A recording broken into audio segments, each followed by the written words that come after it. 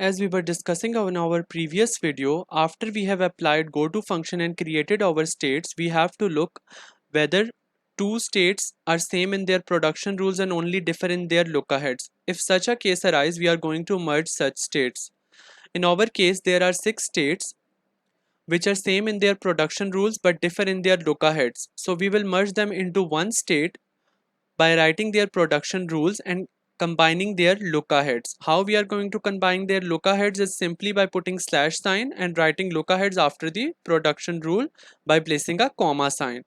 And we are also going to concatenate their name into one, like I3 and I6 are concatenated into I36 state, I4 and I7 into I47, I8 and I9 into I89. Now the next step is to draw the state diagram. One thing should be kept in mind while merging the states and while creating the state diagram and while applying goto function and creating the states, that if a production is passed in any of the one state, then that production should not be passed in any other state, or no new state should be created for that production. We cannot repeat. So once a production is passed in one state, if that production arises in any other state, we can simply use that state for the same production parsing. No repetition. Let's start with our state diagram. How we are going to create it? With the help of our goto function and our merge that we performed in the last two steps. On I0, we passed S, A, B and created 4 new states, out of which 2 are merged in the last step. So we will not write I3 and I7, rather we are going to write I36 and I47. In the similar way, we have further passed 2 more productions from state I2 and I36 which were not previously parsed and created 2 more states, I5 and I89. And I89 is merged in the last step, so not I8, rather we are going to write I89. I1 is the acceptance state. And why? Because it consists of augmented production. The state where the augmented production is passed is known as acceptance state, and the states where the production is completely passed and no new states is created from those are all known as final states. And one thing more about the state diagram, from I2 to I4 we have an arrow, from I2 to I36 we also have an arrow for the terminals A and B.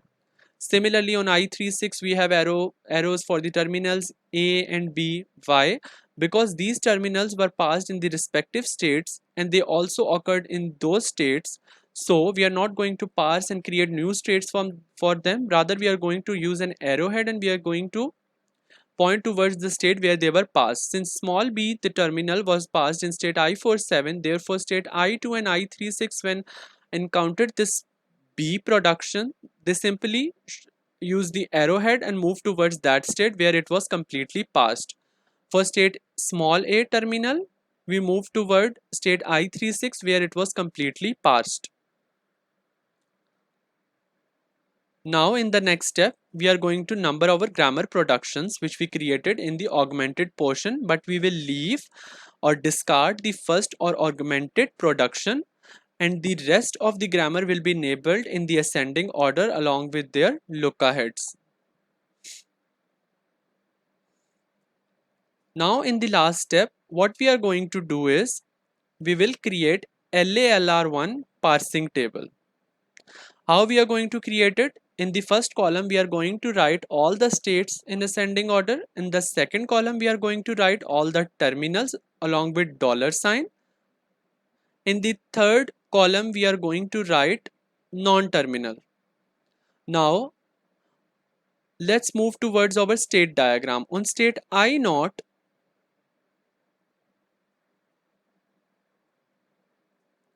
here for the terminals A and B we move towards state I36 and I47. Keep this in mind. For the non-terminals we move to state I1 and I2. Please keep this in mind too. Let's move back to our table. How we are going to fill our table? Very easy. Since for terminal A, we move to state 36. So we performed a shift action in case of terminal. What we are going to do is write S for shift. So we are going to write S of shift, and we are going to write the state number on which we moved when we encountered this terminal A on state I naught in the subscript of our shift S. Similarly for B, we moved to state 47 and performed the shift action, so we wrote S47. What about the non-terminals? In case of non-terminals, we did not perform shift action, so we are not going to write the shift action, rather we move to the new states. So on I naught, when we encountered the non-terminals S and A, we move to states 1 and 2 respectively, so they will come under their column. What about state I1? Since I told you earlier, in state I1 we pass the augmented production, so we are going to write except under the dollar sign, and no shift action was performed in this state. What about state I2 and I36? What we did in state I naught for the terminals and non-terminals, we are exactly going to do the same for state I2 and I36. Wherever we are moving and performing shift action, we are going to write under the terminals that, and wherever we are moving in case of non-terminals, we are going to write the state number only. What about I47, I5 and I89? Since I47 and I89 are merged states, let's move back.